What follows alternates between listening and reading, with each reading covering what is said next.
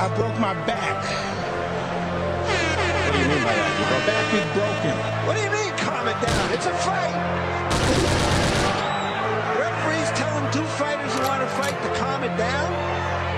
He should calm down. I saw he's like a clown in his show, man. He's not your guy. Because Tyson Fury's back, and all you motherfuckers are under attack. Look, Eddie Hearn can say all what he likes. Who gives a shit what Eddie Hearn says? It's garbage.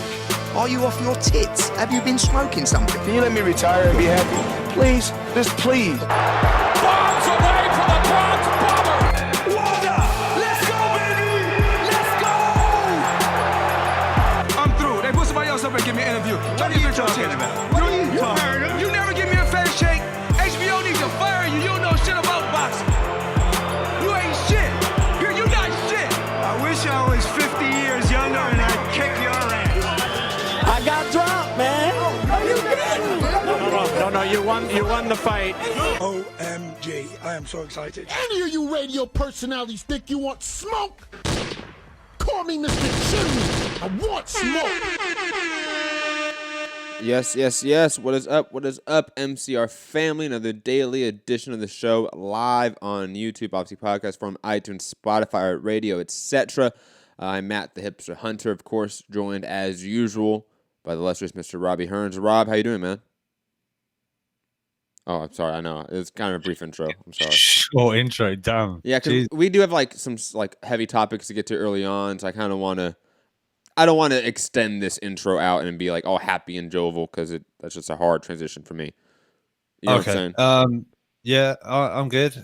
Heat wave, despite what your president says, there is global warming. It is real because the UK tomorrow could hit 102 degrees, but Celsius? Yeah. Well, no, I've done it for you. You're so kind. You're so kind. This is like 3 million fucking Fahrenheit. Damn. It feels like that anyway. But no, I'm here roasting away in the studio to get into these boxing topics. Yes. We have a ton of boxing topics to get to. Of course, some tragic stuff to get into first, but on top of that, of course, we have Mayweather-Pacquiao sort of setting up their fight, in my opinion. We're going to get into some of the social media antics that both guys are doing now. Canelo Alvarez, Derevyanchenko. I don't know what I think about that story, plus a ton of other stuff. I know me and Rob are going to have a debate about the whole Valdez situation with him wanting Warrington and Frampton, not his mandatory Shakur Stevenson, which had a purse bid called earlier this weekend. We're going to get into all of that, but first let's sort of get to this topic that is a major topic of the sport, one that deserves to be at the forefront of our minds at this point in time, obviously. Was Maxim Dadashev unfortunately passing away due to the injuries and brain damage he sustained in his fight against Sabral Matias on the Tifama Lopez card on last Friday. And, I mean, it's safe to say that this has, unfortunately, like any time this has happened, death, Patrick Colon-like situation, Daniel Franco situation,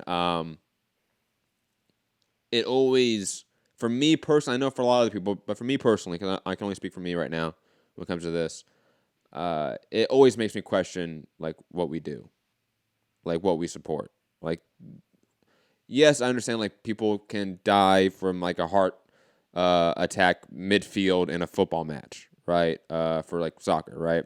I understand people could have life-changing and perhaps threatening brain damage in the NFL, for example, and other sort of combat sport, or not contact sports, rugby, for example, others like that. But fighting is innately different. Like, when the entire goal of the sport is to beat up your opponent, and we have, at least in recent times, it seems like a lot of cases of people either having life-altering brain damage or unfortunately and tragically dying, like in Maxim Dadashev's case. And again, it just makes me rethink what we support and what we do. Yes, I'm probably going to still continue it, support it, still cover it. You know, it's still a job for me. But if it doesn't, in sort of your soul make you wonder what you watch time and time out, then I think you need to sort of check your values, to be quite honest. And on top of that, I think the way ESPN handled sort of what was happening to him was quite distasteful. Like showing him getting sick, getting ill, collapsing, showing, him in the ambulance as he's driving away, like really evasive shots. And I know there's argument out there. I've seen it of people, and I value this argument. I understand the argument of there's a value for us seeing that because it makes us deal with the realities of the sport. You know what I mean? Like Dave Allen getting on Twitter and saying, or Instagram and saying, oh, yeah, I'm having headaches. Like I'm struggling here. Like there's a benefit for us seeing that. So I understand that argument, but I think ESPN was fully aware of what was happening. They definitely have people in the production team there that are aware of when fighters are collapsing, vomiting, and passing out, what that is a sign of. Maybe don't show it. That's just maybe my thought. And I just think it was distasteful of ESPN to do that, especially now in light of what happened to Dedashev. Prayers, obviously, to his family, his loved ones, his team. It seems like it's rocked everyone in that tight-knit community of Russian and Eastern fighters and just that community overall. Quick note, and just a really awesome note, to be honest, even though this is a tragic story. Per Ryan Scalia, the Russian Boxing Federation has pledged to cover all the costs and provide lifetime payments to Dedashev's family. That's awesome, and I really hope those payments are enough to sustain that family, because he left. God, was it 2 kids or something? He left at least one. I know he had at least one kid. Yeah, he had a family. Yeah. Just tragic in every sense of the word. And again, condolences and prayers to his family and loved ones. Rob, any thoughts about Maxim Dedashev's tragic passing? Yeah, obviously it always just brings everything home. And like you say, you sort of question almost what you're watching sometimes. And we've obviously had this kind of like the sport moves on. People not necessarily forget, but it gets put to the back of your mind, and we're back into the groove of watching fights and what a knockout, oh that guy's a duck, and all the business side, and he's a bum, he's trash, yeah, all that stuff comes back out, and which we're guilty of as well. Yeah, of course, yeah. And I don't know, I mean, for me, obviously the tragic side of it, but the video of Buddy McGirt like pleading with him, that it's enough, man. It's enough. You're just taking too many shots. You're taking too many shots. It's. I love you, Max. Like you said that. Like I love you, Max. Like I'm not. Yeah. I don't want this to happen. I'd sooner be happy, angry with me for a couple of days, than something really bad happen and not have done anything. And despite pulling him out, something bad still did happen, and it's bad. I mean, I've seen today, there's been clips of the Chisora knockout on Spilka, and at the time I was there watching it live, and after, oh my God, what a knockout! Oh my God, did you see that? Oh wow, what a performance from Chisora! Oh God, the way spit, and now it's that's kind of rough to watch. You just now it makes you think. I pray Spilka's not, suffering in silence with some headaches at the moment, and something terrible happens, it just, everything now just has that sort of grey cloud over it, and it's just really sad. I've seen a bunch of even the GB amateurs sort of saying, oh man, I knew Dedashev, he was a real talent, thoughts and prayers. It just, everyone's reached out a lot of love, and obviously the community kind of pulls together. I think there was also a GoFundMe page was created for the family as well. So if people find a link to that, if you feel that you can donate, obviously help out, that would be great. But yeah, it's just really sad. And again, like you say, am I going to stop watching boxing? No, probably. I do love the sport, but this is just the real sort of dark side of it that is always, it always brings out the people like this sport should be banned. It's, what kind of sport is this? And to a degree, I could sort of see the point, but because I love the sport, I don't want to see it go away. But I don't know what can be done in any way to try and make the sport safer, because at the end of the day, it's two guys trying to punch each other unconscious. I mean, there's minor stuff, like there's minor regulatory stuff. I mean, think Eddie Hearn. He wants to make a campaign of this, having oxygen ringside for Yeah. every fight. And Yeah, I think that's an awesome idea. Like, there's minor stuff like that. Obviously, you can add to it, but like in Max's case, and same with like even Pritchard Cologne, there was no real like troubling moment in the fight. You know what I mean? Like, there was no knockdowns. He was never wobbled. Like, Max took a lot of shots, and you can tell he was getting beat up, but he was never knocked down, never visually hurt, if that makes sense. yeah, I mean, it's the same with the Dave Allen thing. If he was to get knocked out, he would be in a kind of a better place than he is now, standing on his feet, taking shot after shot after shot after shot, and being a real fucking tough guy. You know, you sort of part of you is like, wow, what a tough guy, what a chin. You know, he can take all those shots and he still keeps coming forward. But it's almost better these guys get clipped and go down instead of taking round after round after round. But like you say, there wasn't necessarily, apart from saying, oh, he's getting caught a bit. But some fighters do, you know, they get caught and they come through it, or, you know, they're just tough guys. And yeah, it's, I don't know, it does really bring it home and sort of makes you value kind of what you got and how it, I mean, I'm sat here, I'm not in a boxing ring, but even, you know, could be hit by a bus, you could have a car accident, you could, you know, you should just value everything you've got and cherish it. Absolutely. And again, just prayers, condolences to his family, his team, his loved ones. You know, Buddy McGirt, God knows what's going through his head right now. He still has a fight with Kovalev in a month. And again, Kovalev, they're all training, like they came up in the amateurs together, Kovalev and Dadashev. Like, Dadashev looked up to Kovalev, you know, like, it's just crazy. The ramifications this is going to have just for everyone around this person. You know, everyone's unfortunately worse off for it, and just prayers to them. I think back to Jamie Moore pulling Tommy Coyle out on the Joshua undercard. You know, it was heart-wrenching watching that, and Coyle wanted to fight on. And these trainers, I know sometimes as fans were like, well, he stopped the, you know, sometimes it's like, oh man, but we're not in there, you know, and these trainers,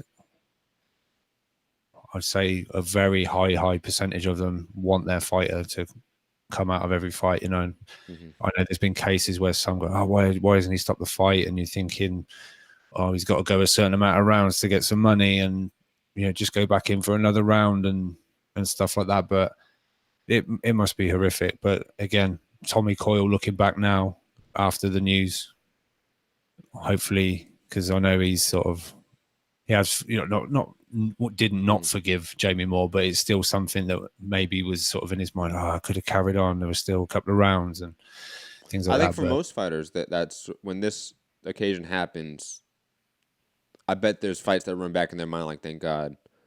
Like, my trainer pulled me out of that one, thank God. Yeah, I mean, you know, people something happened that one. Off the back of David Allen not getting off his stool. People were like, oh, Papi Della quitter. You know, David Allen the quitter. He quit on his stool. Darren Barker said, no, we're stopping it. You know, so do you want people to quit on their stools, or do you just want more deaths on our sport that we love? So hopefully it puts a few Twitter warriors and keyboard warriors in a bit, you know, bit of check. So, bit of check and think about what you're typing, because this is the example where hopefully that does make people go, oh yeah, okay, you know, these guys are there for our entertainment, and you know, I don't want anyone to die for my entertainment. Agreed, absolutely agree.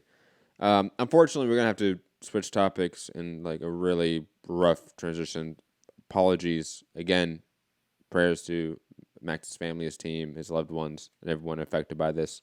But we're going to transition to Mayweather-Pacquiao, and was clearly them setting up the fight, Rob. And I know you are dreading this. Oh, God. Okay, but it's happening. I know Gary's in the chat going like, "Oh, it's not happening." Ha ha ha. He had his monocle on. He's getting all, you know, self-righteous over there. Gary, I see you. thinking this is not going to happen. This is 100% going to happen. And there are one, two, three, four Instagram posts back and forth between these guys that we're going to read. Dramatic music, Rob. Dramatic music time. Or sort of alleviate the tension. Circus music. It's up to you. If I had circus music, that'd be funny. That would be good. That'd be good. I'll clip it for another day. Thank you. I'm sure there will be IG post number 5. Anyways, guys, the fight of the century, part 2. I forget what was the tagline for Mayweather. Wait, Mayweather Pacquiao. Pacquiao. Call it that off. You cannot call it that off the back of fight number 1, Matt. That's not how this works. No, but hold on. What was the tagline for Mayweather Pacquiao? I forget. There must have been a tagline for it. I'm assuming. Hashtag the one. Was it called the one? No, was that? It was the one Canelo and Mayweather. I don't know. Somebody in the chat's gonna tell us like, oh, it was this. It's that part 2, part dos. But anyways, let's get into this timeline of Mayweather and Pacquiao going at it, which is by far some of the best shit I've read in a long time. From Floyd Mayweather on IG. I find it real ironic how every time Pacquiao's name is brought up in the media, my name is always attached to it. This man's entire legacy and career has been built off its association with my name, and it's about time you all stop using my brand for clout chasing and clickbait. Well, sorry if we're using it right now for clickbait and clout chasing. Get over it. And let that man's name hold weight on its own. For years, all you heard was that Floyd is afraid of Manny Pacquiao. But what's funny is, when he finally fought, I won so easily that everyone had to eat their words.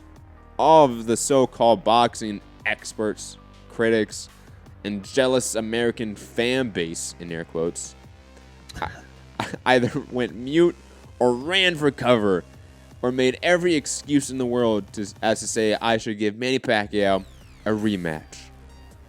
My take on all this bullshit is that you're just upset that I broke Rocky Marciano's record and hate the fact that a black high school dropout outsmarted you all by beating all the odds and retiring undefeated while maintaining all of my faculties simply by making smart choices and even smarter investments. Ultimately, I will always have the last laugh. So that's the first post by good old Mayweather. Rob. It's weird how Manny Pacquiao at the moment has had the last word on this at the moment, waiting for Floyd's response. Oh, that is poetic, and how this has started and how it's right now ended at this point. But it's not. We know we're going to get a post later today. Come on, we know it. Might be one now. Next up, though, Manny coming back with the fucking gunshots of his own. Shout out to Manny. Okay. Well, I've learned today that it isn't actually Manny, but okay, we know that. Come on, we've. Was anyone surprised it's not Manny Pacquiao? I think we know it's not Floyd as well, right? Anyway, yeah, there's way too much punctuation. It wasn't in crayon. There's way too much punctuation in that IG post. So yeah, Manny. What did Manny come back with? It's a picture of his Twitter post, which is fine. You can double post. That's fine. At Floyd Mayweather. You come to my fight and then use my name in a post, but I'm the one that's trying to stay relevant. If you want to be relevant again, .. hashtag #MayPac2. Yes, #MayPac2, Rob. You know you want it. Manny mic drop. Yes, but then Floyd comes back. This is some bullshit, this one. Oh, hold on. Let's get the dramatic music out again. Because his posts are so long. Why? Swipe left. We're not going to swipe left, guys. We're not. Let's stick to the facts. Bob Arum is no longer your promoter. So when it comes to Mayweather Promotions and PBC events, I'm the HNIC. Bottom line, I make more money than you. I beat you, then I signed you. First off, that's a bar. Like, even though it may be bullshit. It's a bullshit bar. That's a bullshit bar, and I like it. That's a good bar. I was only at your fight supervising you. My employee. Damn. Damn, Floyd, my employee. Ah. Oh. I want smoke. I think the promoter works for the fighter, doesn't he? Ah, no, come on. It's bullshit. Come on. As any real boss would do, you made $10 million for 12 rounds when I just made $9 million in under 3 minutes playing around in an exhibition with the pizza delivery guy. I beat you mentally, physically, and financially. Remember, you fight because you have to. I fight when I want to. Hashtag a bunch of bullshit. Okay, first off, that was awesome. It may all be bullshit because it is all bullshit, but it was bars. Like that was those were all straight gunshots. Like you got to give it to Floyd in this case. That was You can't. Look, that was good. That was good. Nah, What? nah. Because look, Dude, you you made $10 million for a 12-round fight. I made $9 million for a 3-round exhibition. Every report says he's made more of than course 10 he million. did. Of course he did. But guess what? So- So did Floyd. No. Come on, Floyd No. got that $80 million Anyway. probably from the Yakuza. You know your hip hop fucking rap battles. If Eminem would have come back at what's his fucking name? Who's the dude that he just recently Machine Gun Kelly or whatever? If he just come back with bullshit and everyone knew it, everyone would go, shit, fucking response. But everyone was like, oh yeah, I like that, I like that, I like that. But it was all bullshit. So whatever, Floyd. No, come on. The promoter works for the fighter. I'm not going down hip hop metaphors with you, Rob. I'm not doing that. We have one more post though. We have one more post. Okay. And this is good. Yeah, it is a decent comeback. It is decent. I would like some receipts though. Just saying, because none of these are receipts yet. Like none of them have brought up receipts, and now literally receipts is what I want. Manny Pacquiao. Hold on, dramatic music. What am I doing? Excuse me, Floyd. Your name has not been on any of my PBC contracts. But if you would like to be on the next one, I will have one drawn up and sent to you. Hashtag counterfeit money. I like it. So good. So good. So good. I want smoke. So good. But to encapsulate the whole conversation, it's not good. I don't want this. So good. Okay, first off, Manny obviously won the battle. Right, like it's obvious. Manny won the battle. Floyd had some good bars. Like in the second diss track, he had some great bars, some great lies, great lines that you could sort of lies. they're one-liners, like. But Manny got him with that fucking mic drop right there. So salute to Manny. Look, we're 100% getting Mayweather Pacquiao 2 in May. I'm letting everyone know that right now.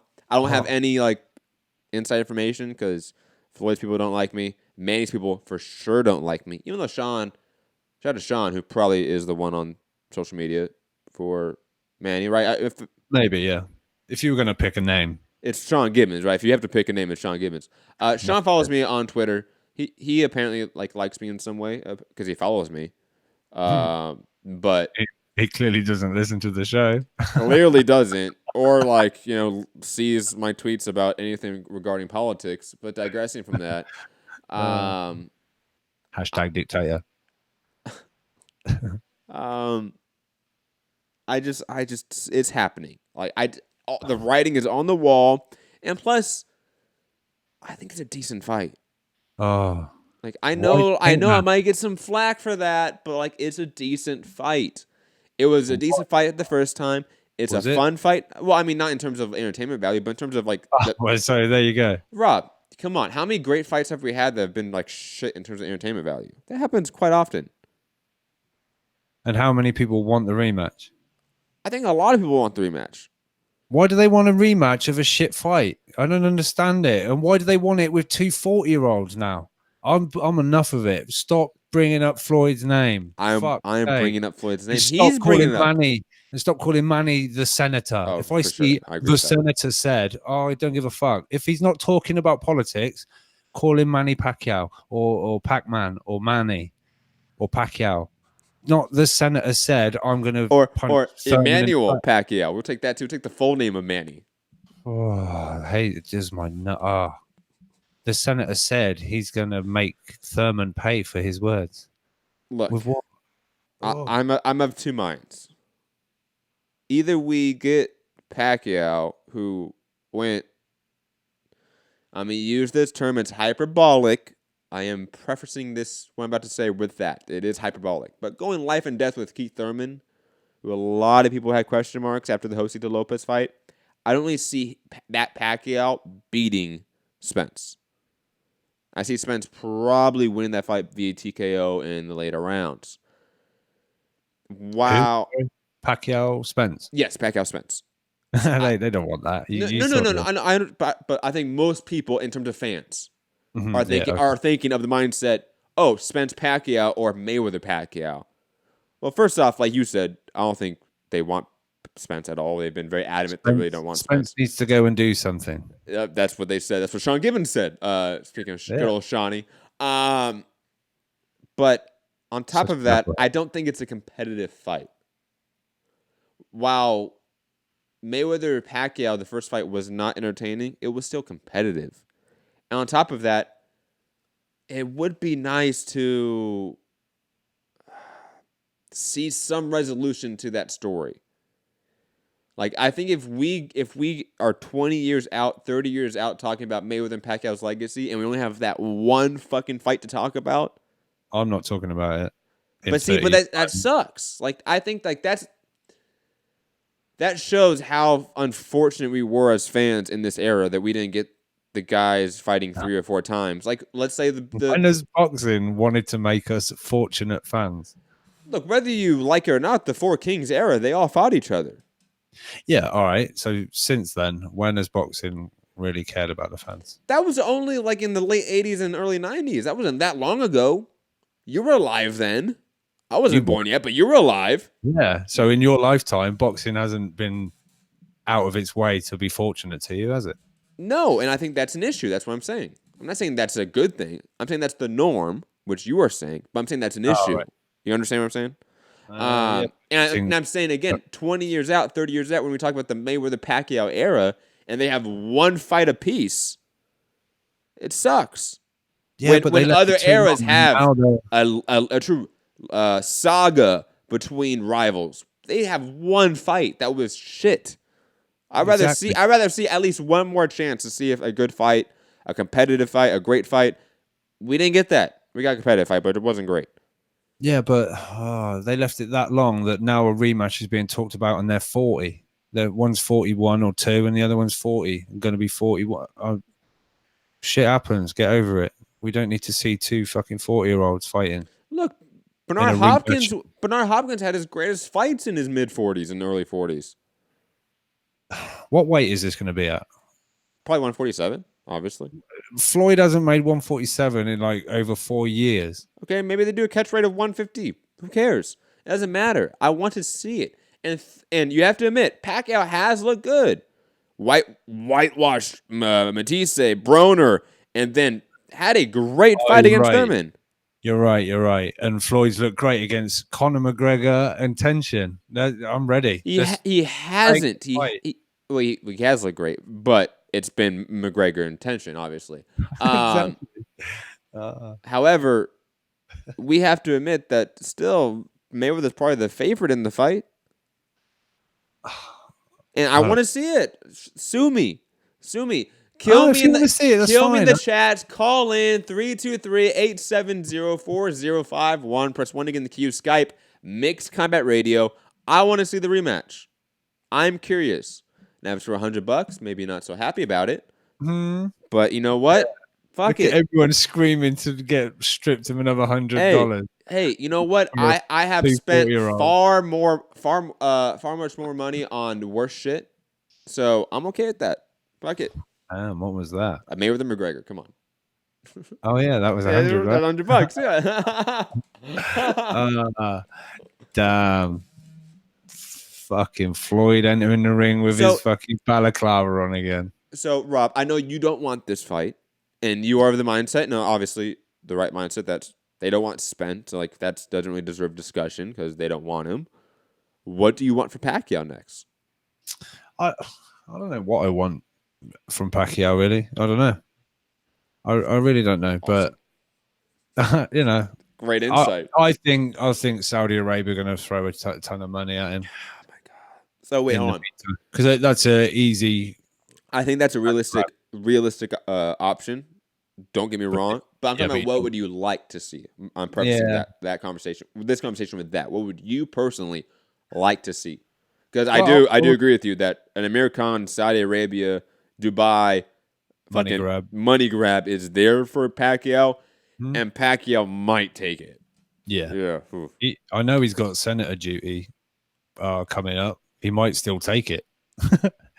He'll just pop over for the weekend. Yeah, make fucking another 10 million easy. Lands that combination that he landed on Thurman, pick up the money and go.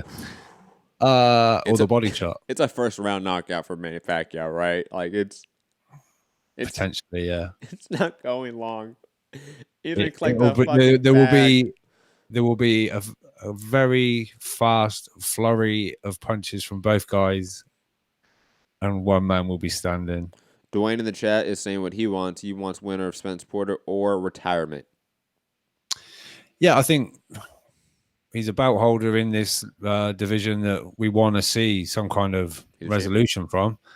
I think an undisputed champion may be out of the reaches for quite some time, but yeah, I guess the winner of Spence and Porter, but I think they might be hoping Porter wins that.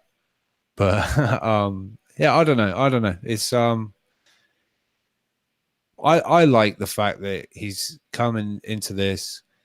He's upgraded his regular title to he's become a full world title again at the age of 40. I wouldn't mind if Manny went off in the sunset. I know people would be like, but he looks so good. But I don't know. Maybe he just fucking loves the sport. He just... A couple options from the chat. Gus is saying Danny Garcia or Mike Garcia. I hate the Mike Garcia fight. Do not give me Mike Garcia that just got dominated from Spence to fight Manny Pacquiao. But Danny Garcia, I'm fine with that. Jeff Horn in the Philippines from Yogi. Yo, come on. I don't think Manny wants that work. That was a hell of a to be honest, what the fuck is Jeff Horn doing with his career? God, so frustrating. That was a hell of a sentence, by the way. Jeff Horn in the Philippines says Yogi. Banana Rama saying I want to see Floyd Tension too. You sick fuck. Get out. Get out. Go. Face the corner of the chat. Where's the dunce hat for Banana? Oh my god. But I don't know. I guess because that would be the. I'm not sure. Part of me wants Manny to hang him up, and then no one speak Floyd Mayweather's name ever again. I know no one's mentioning because it's not realistic, but Terrence Crawford, like I know, yeah, it's not happening, but like that'd be cool. I'll take a Crawford Pacquiao fight in 2019. Yeah, I'd take Spence Crawford, but ain't gonna happen. None of those are gonna happen. Yeah, God, the Mixed Combat Radio Fantasy Boxing League. But you know what is gonna happen? Mayweather Pacquiao too. Leave a comment down below what you guys think in terms of whether or not that is Pacquiao's next fight or Khan. I think a Mayweather or Khan poll is probably going to be put up on the community tab after the show. Because I know, no, do a poll. Do you want to see Manny Pacquiao Floyd rematch? Yes, no. Do that one first. A yes, no. And no, then no maybes. No, I don't know. Yes, no. Pick a fucking side. And then who wins? And yeah, maybe I don't know, but yeah, interestingly, there is apparently thousands of Filipinos in Saudi Arabia, all working in the hotels and all that kind of thing. So it'd be a draw. It'd sell out and do really good and whatever, as long as they get a new fuck it. Actually, no, fuck it. Keep the same ring announcer guy. No. Baby Shark. If I don't hear Baby Shark sang at a Manny Pacquiao fight, what's the point of watching this game anymore? I mean, good point, man. Good point. All valid points. I didn't think about it before, but you bring them all up. Moving on though, next topic, Canelo Alvarez. God damn it! I can't believe we were still talking this far out about what the hell this guy is gonna do. And now it's Canelo Alvarez, Sergey Derevyanchenko deal in the works. IBF purchase bid is postponed. Per Keith Idek. It seems like we're gonna get a Canelo Alvarez Derevyanchenko fight. Golden Boy wants it. It looks like they're petitioning it for DAZN and sort of getting their approval. Rob, your thoughts? I think Mannix, regarding getting DAZN's approval, may take this, providing there is a Triple G rematch off the back of it. Like, yeah, you can have your Derevyanchenko fight, but you will be fighting someone we actually want next. But I don't know what's going on. This is like some fucking power struggle. A side. It's some Game of Thrones shit going on between Canelo, Oscar, and DAZN right here, and I love it. I don't know what the Game of Thrones reference means, but political battle, intrigue, backstabbing, shit like that. Yeah, you've totally made me still not want to watch Game of Thrones because you use the P word, political. Yeah, but you love boxing politics, Rob, don't you? Not really. It makes people get angry when I talk about it. But yeah, this purse bid was ordered like ages ago, and they didn't even respond to the IBF. I didn't even say, yeah, we'll. Well, they did, obviously. No, they didn't. Well, now they have. Now Kovalev's ain't happening. But so is he what? Are we expecting knee surgery in the meantime? Is that happening? Or why the fuck isn't this just happening on September the 14th? Because it was like all signs were saying, nah, he's going to not bother. He's going to vacate the bout, or he's going to get stripped of the bout and go on this, legacy of fighting a fucking light heavyweight or someone else, a super middleweight or whatever. And now we've gone full circle and it's back to, I'll do my mandatory. So why we got to wait till fucking November or December or whatever? I don't know. So I guess he's having the surgery on his knee. I don't know. I at this point, I almost don't care about what Canelo does. It's getting that way. Like it's just annoying. Like, pick a fucking fight. Like, you're Canelo Alvarez. Like, let's be honest. If he wants to fight anyone, he's gonna fight them. Like, DAZN has obviously wanted the Triple G trilogy fight. They have pushed for that. They are going to get it in some fashion, it seems. But I think they're aware that they're not in the driver's seat right now. It seems like Canelo is.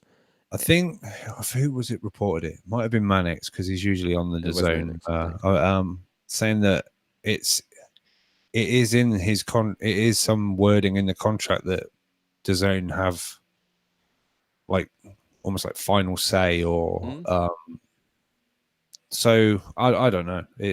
But what happens is you go, well, I'm just not fighting then. Yeah, but Rob, to equate to like music, right?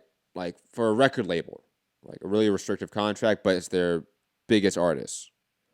They're gonna try to bully that artist around because they have the contract, because he's in a 360 deal, she's in a 360 deal, whatever it is, and that big artist is still gonna sort of leverage some stuff because they are a big artist. They're the moneymaker. They're the legacy act, right? Canelo is that for the network, for the promoter. So he's always going to be able to leverage things out, maybe not to the fullest effect. Like, for example, Munguia. He may not get Munguia, but he might get Derevyanchenko. And on top of that, I think the DAZN is obviously going to get the Triple G fight probably next year for Canelo, because it right now just doesn't seem like it's in the works, really. But I am curious about the Canelo-DAZN relationship post-Triple G. Because if that's just the only hang-up, then once that trilogy fight's over, maybe all this goes away. I am curious to see what the sort of cause is to these political malpractice symptoms we're seeing here between a fighter, his promoter, and his network. Yeah, I don't know. This whole thing is like just deeply hates Triple G and resents him making any money off of his name and blah, blah, blah, blah. Well, not only that, I mean, Golden Boy, too. We did that. I did that video last week or something about Canelo wanting Oscar to open the books for the company and see how much money they're making off the zone, because the zone is actually investing in Golden Boy, is now it seems like a primary investor of Golden Boy to sort of beef up their stable. Mm-hmm. Canelo, as he should, is thinking Golden Boy right now is successful purely because of me. So therefore, they are now getting this huge lump sum of money from DAZN, not only for their 10-fight year deal, but for the investment. That's really because of me. Why am I not getting a cut of that? And obviously, I understand how maybe contractually speaking, he can't get a piece of that. But I understand how he thinks he deserves a piece of that. Yeah. And I know how this works in sports entertainment or entertainment period. He's going to have issues with that promoter and now the network because of it. And I think this is going to remedy itself just through time, to be honest. Yeah, it's just going to be frustrating. It's going to be like this for maybe a couple more fights for Canelo, but we're probably going to get Canelo Derevyanchenko now, is my mindset. Seems it. And I'm okay with that. I guess it's just mandatory, whatever. It's not the fight I want. Like, you go down the list. I even want the Kovalev fight more than Derevyanchenko. And you know me, Rob. I really don't like the Kovalev fight. I'd rather have that than Derevyanchenko. I'd rather him just wait and fight Kovalev than fight Sergey Derevyanchenko, who's fought Jack Koke and had a decent fight against him since he lost to Daniel Jacobs by domination. Yeah. So yeah, won an eliminator, fought for the title, lost, fought an eliminator, won, and now he's getting another go. Crazy. But I mean, Canelo should be careful, because off the back of that money, off of his own name, obviously Golden Boy have gone on and signed the TBE. Wen Yang 53-0. All right, we're gonna get. Don't fucking spoil our lead headline topic. My bad, Rob. Okay, come on, man. That's later on the show. All right. But Canelo Derevyanchenko. All right, whatever. But it's true, man. They did sign. I didn't even connect the dots there, man. Rob, that's good. Yeah, and the dude that knocked out Joshua in the amateurs. Oh, that's right. Who cares? The heavyweight. I forget his name. Only like there's weird AJ haters on YouTube. Only the weird AJ haters on YouTube care that much about it. The same thing as like the Wilder haters that bring up that one guy. What was his name? That knocked down Wilder, like in his. Harold Sconias. Yeah, like you, Rob. Yeah. Moving on. And Dusty Nichols, but it wasn't deemed a knockdown. The really fat guy when Wilder was 11 or 10-0. Anyway, speaking about a topic that Rob loves equally as much as hating on Deontay Wilder, DAZN has a fantastic main event and honestly pretty decent card overall. It's all right card. Great main event. Some good names on the undercard, I should say. Ramirez versus Maurice Hooker. Jose Ramirez versus Maurice Hooker. I should say Maurice Hooker versus Ramirez, right? Because Hooker's the technical A side because it's on his network. It's billed as Hooker Ramirez. Yes. So. I love this fight. Like, I think this is perhaps this fight interesting enough to sort of juxtapose it with Prograis Taylor, which is probably going to happen hopefully in the next 6 months. Though, who knows with the World Boxing Super Series nowadays. I think this fight's going to be the more entertaining unification, so to speak.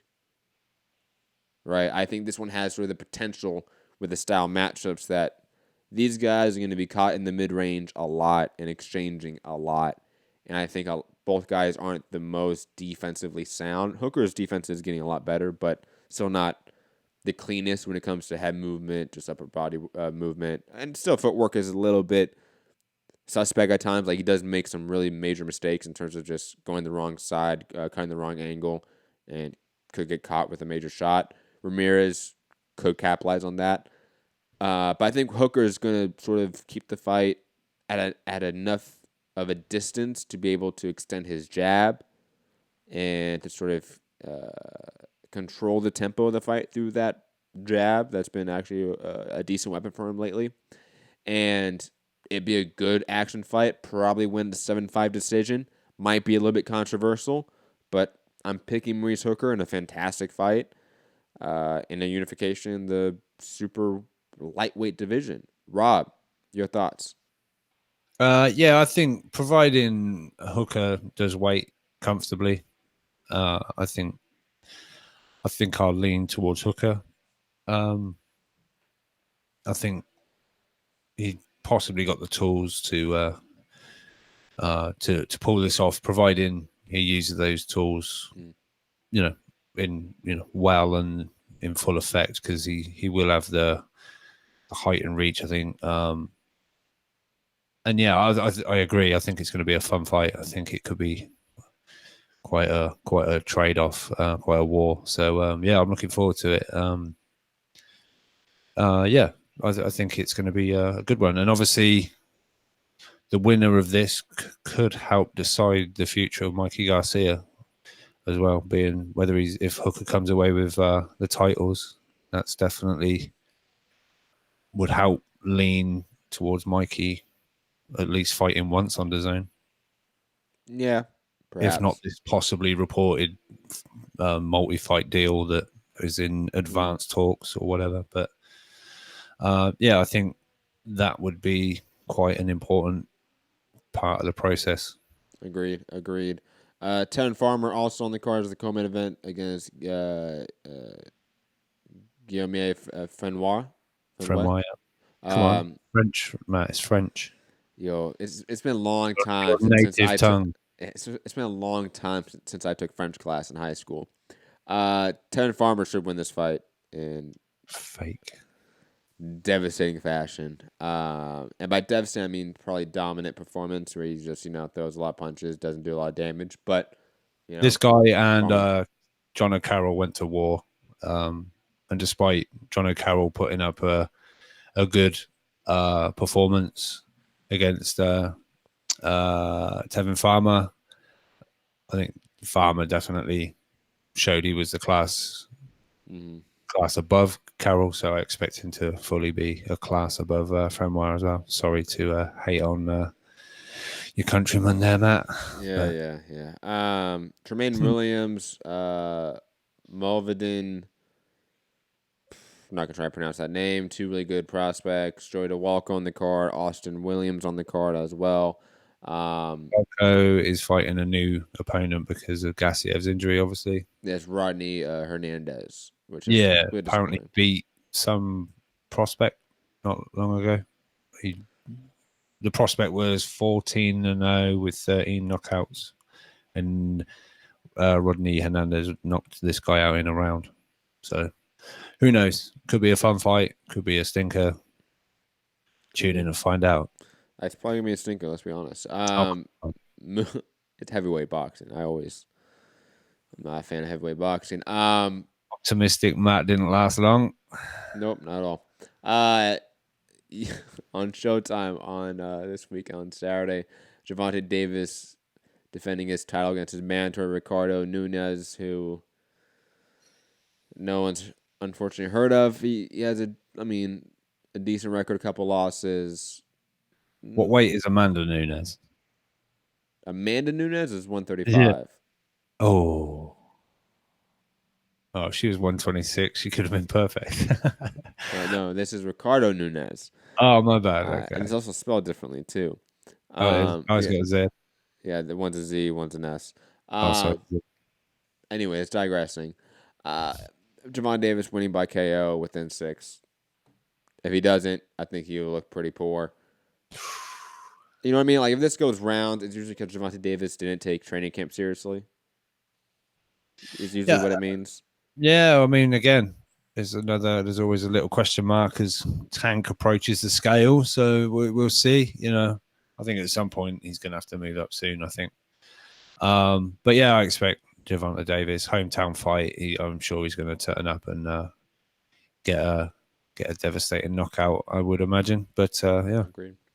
Anything much on the undercard? Yeah, there's actually some decent fights. Yuriorkis Gamboa versus Ramon. Oh, yeah, that's his next opponent, right? Ramon Martinez. Gamboa will be the next Probably. fight. But I like the Gamboa-Martinez matchup. Like, that's a decent matchup against guys that are probably relatively at the same stage in their careers.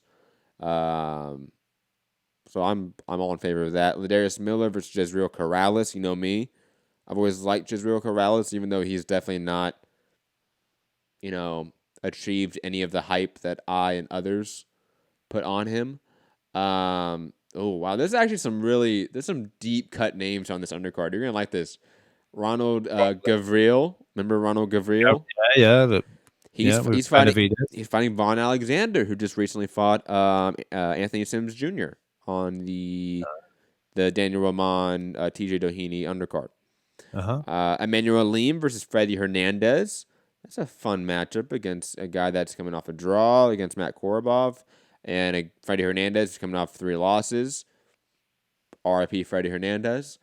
Jason Velez, who famously exposed, air quotes, exposed Ryan Garcia, is fighting a guy that has a 500 record. What else? Richardson Hitchens is on the card as well. I always do that. Don't worry. I always do it every time. Hitchison. Because you just feel like it would flow like that. He should change it, honestly. Bars. Dylan Price, who's a decent super flyweight, undefeated prospect. That's about it, yes. I mean, there's a lot of other fights on this card. This card is dense, but those are about the, I don't know, the names that fans probably recognize. Yeah. I don't think ITV are picking this up. But yeah, I sure.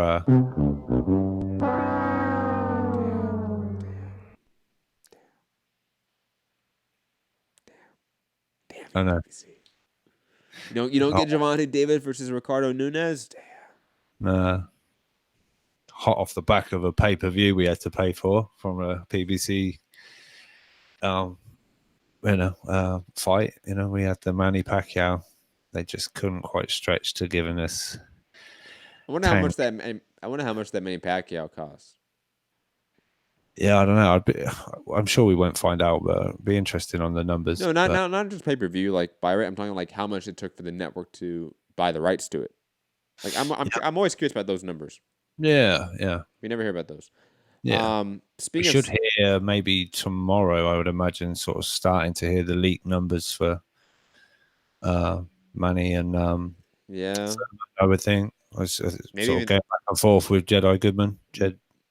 He was sort of saying should later this week, so sort of Thursday, Friday, we should start getting snippets of what it's what do they say, tracking at, or what do you think? Whatever. What do you think? What do you think the numbers are gonna be? US. I don't know. Jed thinks 500,000 plus.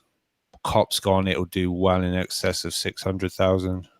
Maybe. But the prelim card wasn't great numbers. I don't know if that translates. Jedi was sort of kind of saying just Jed. No, it's Jedi. I always call him Jedi. He's like the TV numbers sort of master. He sort of you can never really tell from these things. It doesn't necessarily translate like, oh, it's poor numbers going in. Doesn't mean that necessarily the pay-per-view would be poor. So, I mean, let's be honest. It was Caleb Plant who did good numbers early on Fox, right? Yeah. Caleb Plant, and then Mike Lee comes in and ruins it. Yeah, I wonder what that was with the bad numbers. That was odd. I was kind of surprised by that, to be honest. Maybe it was the time. They've been dropping, right? They've just been gradually. The Fox numbers have just been decreasing every. I need to look at the numbers again. I don't know if they've been decreasing every month because I feel like the Charlo. Sweet. Like the Charlo. What was it? The Charlo. Was it Adams? No, it wasn't Adams. It was Charlo. Who was it? Because it wasn't Harrison. Because Harrison got injured. Who did Charlo fight? Yeah, Adams. No, that was Jamal Charlo. Oh, sorry, you're saying Charlo. Yeah, but the Charlo that fought was Jamel Charlo was supposed to fight Tony Harrison again in a rematch. Tony Harrison got hurt. Anyway, that fight was on Fox. That one did decent numbers. It did like 1.8 million. I want to say. Anyways, digressing.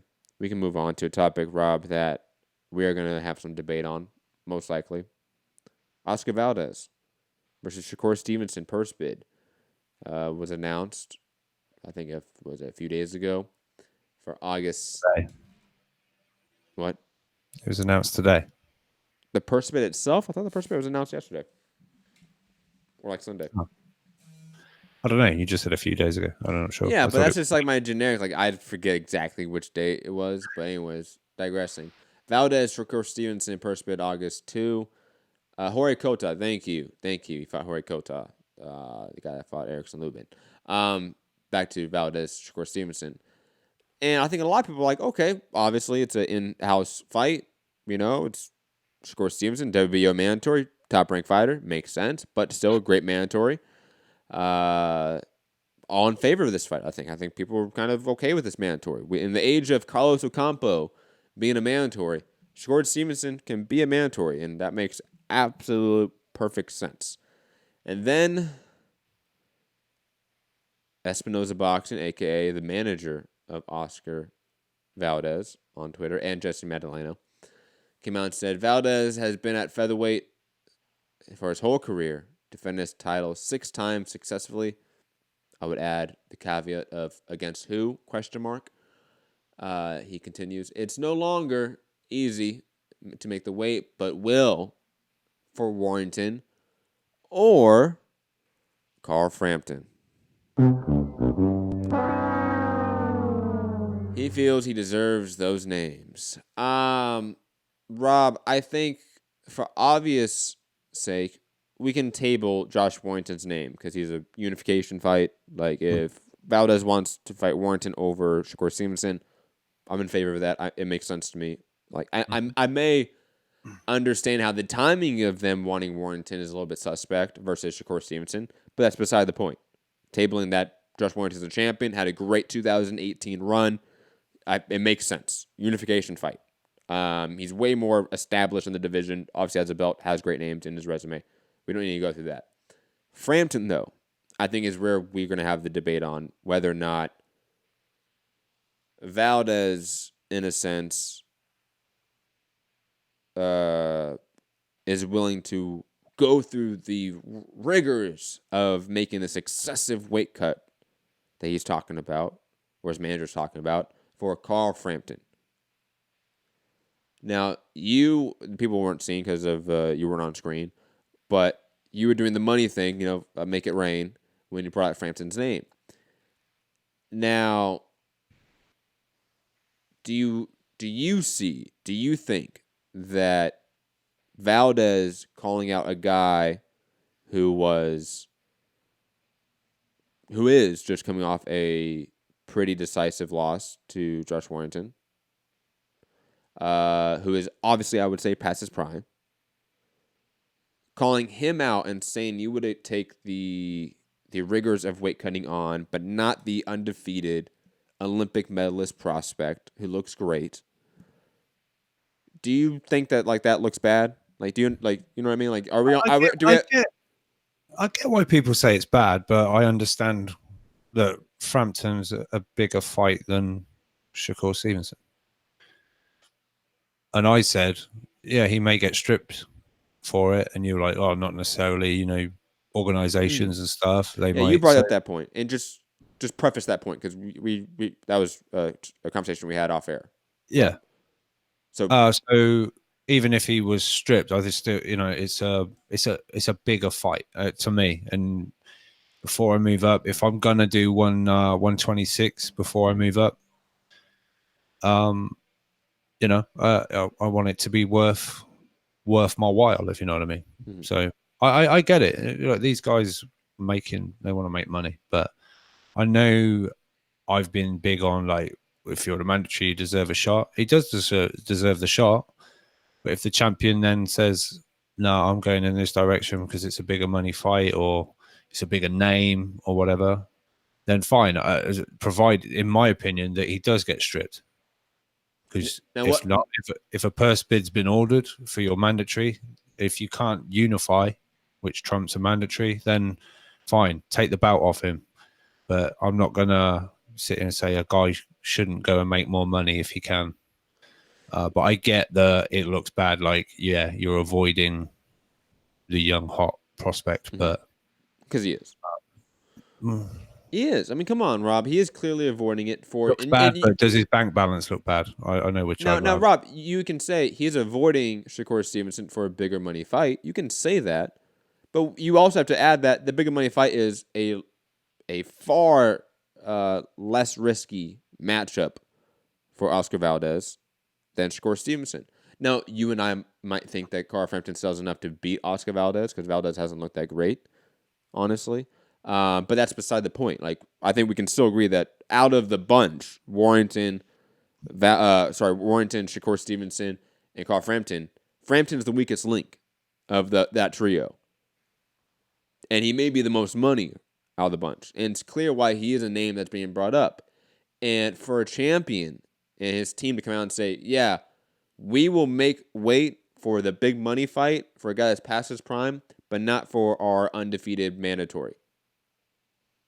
That is innately, I don't know, like disrespectful to the nature of boxing in a way. I don't know if that's probably hyperbolic.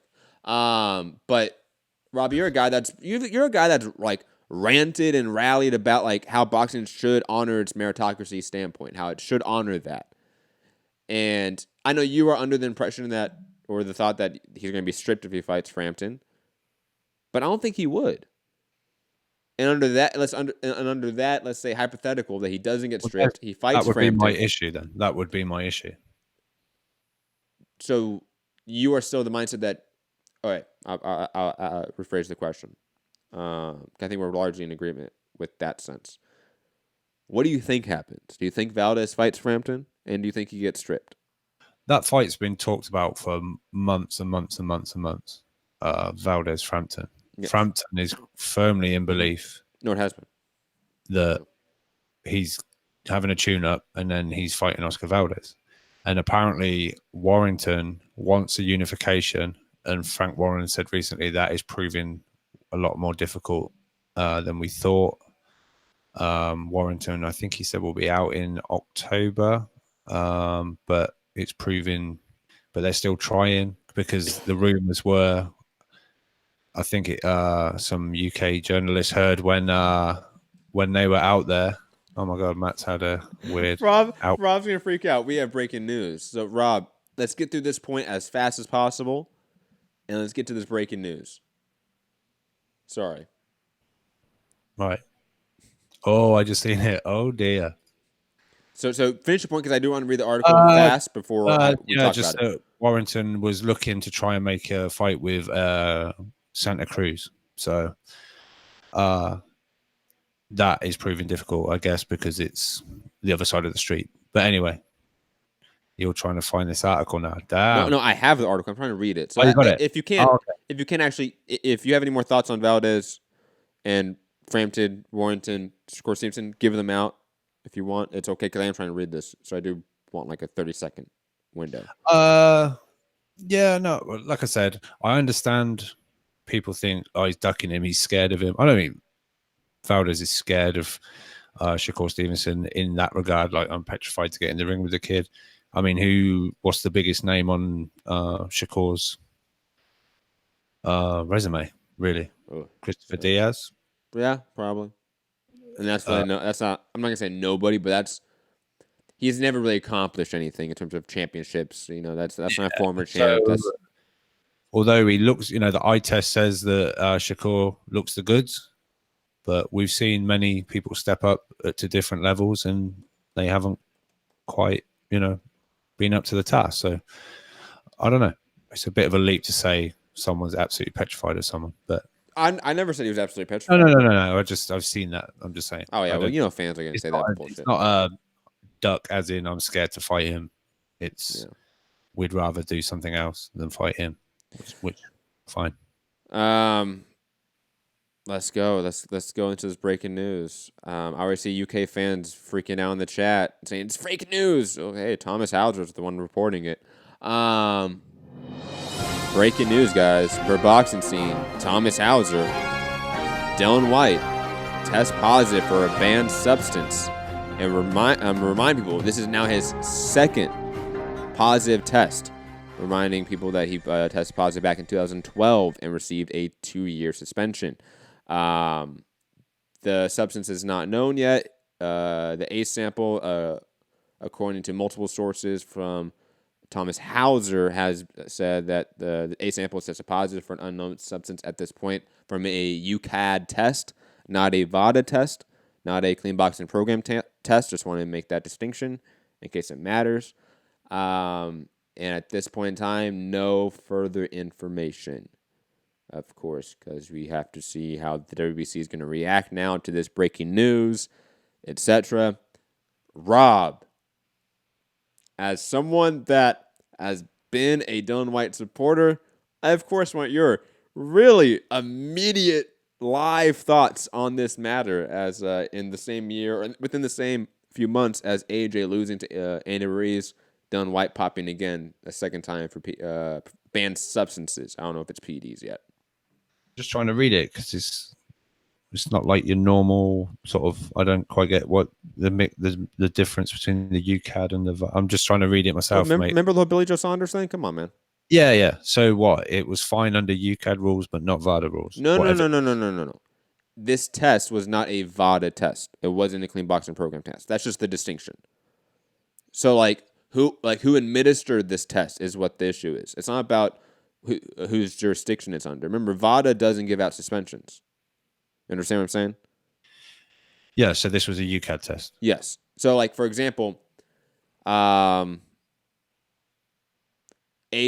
could have a VADA program, let's say if he wants to be in the WBC, and have UCAD, and both parties test, but whatever commission, in a sense, whatever regulatory body he is under the jurisdiction, they make the determination of what the suspension is based off of their findings. These are just testing agencies. These are just separate testing agencies. That's all. Yeah. Putting things together, then this explains why Dillian White said in the post-fight press conference, which you didn't post, by the way, mentioned. I don't remember seeing it. I don't think I got it, Rob. I sent it, but I'll check. I only got the Frank Smith one, but we'll talk about that later. Don't worry about it. Okay. I think it was in that, or was it in the post-fight interview? But he mentioned it hasn't been. There's been problems in camp and things like that. So, because it says there that they've been Dillian White's team and the promoter have been notified, and Rivas's team been notified of it. So, yeah, wow. We'll have to see. I guess, what is it? The B sample still got to be tested. I don't know. And of course, under the UCAD's rules and regulations and the BBC, he has a right to appeal. Same like Tyson Fury, for example, appealed his case, and that went through its process. But it is curious that this is now his second time. He did have a 2-year suspension in 2012. This is now his second time being tested positive. I'm curious what the substance is, just obviously, and of course, not only this and how it affects Dylan White and what the substance is and all the sort of ramifications of the jurisdiction and all that stuff, but now WBC mandatory status, that's probably now not going to be his, and Deontay Wilder, Dylan White, no longer a fight in the near future, or even AJ Dylan White rematch, no longer in the near future, it seems. This is quite interesting. On top of that, I am curious as what the suspension length is. Highly curious, because he had the 2-year first-time suspension was a long suspension, in my opinion. Usually 2 years in the U.S. is reserved for your second time, in a sense. So does he get 4 years, 3 years? God knows, but it's going to be some time. If this all comes out and he is found the B sample is positive as well, and the appeal doesn't go his way, if all that happens, it's going to be a long time of Dylan White not fighting. Yeah, it says under VADA protocols, the positive test results would have been reported to the WBC and the Rivas camp. That appears to have not been the case in this instance with UCAD. There's some scandal here in a little bit, and I'm curious as to how this will go, because apparently this test, like you said, per Thomas Hauser, and I forgot to add that part, came out before the fight. They had the findings before the fight. Not that the test was administered before the fight, and they found the findings out post-fight, which happens probably more often than not. Yeah. The BBC had the findings before the fight and did not give the WBC 3 days before. 3 days before. It was July 17th, and the fight was on July 20th. So did not give the WBC or Matchroom Boxing, anyone really notice. Actually, no, it was reported to White and Matchroom. It wasn't reported to Rivas, and it wasn't reported to the WBC, I believe. Did it say that? No. It says it was reported to the White camp, including promoter Matchroom Boxing and the British Boxing Board of Control by UCAD prior to White Rivas. However, the British Boxing Board of Control allowed the fight to proceed as scheduled. Under rules in place in the United Kingdom, White has the right to appeal. UCAD takes the position that until the adjudication process is over and due process is complete, there has not been a finding that a fighter is in breach of its PED protocols, so no sanctions can be put in place by the British Boxing Board of Control. Zoro making the comment that Rivas should sue. Yeah, definitely. Like if there was a test before the fight and this only is the White camp, including Matchroom Boxing, knew and no one else knew. Ooh. This is a bit of a mess. I mean, we'll have to wait and see. Obviously,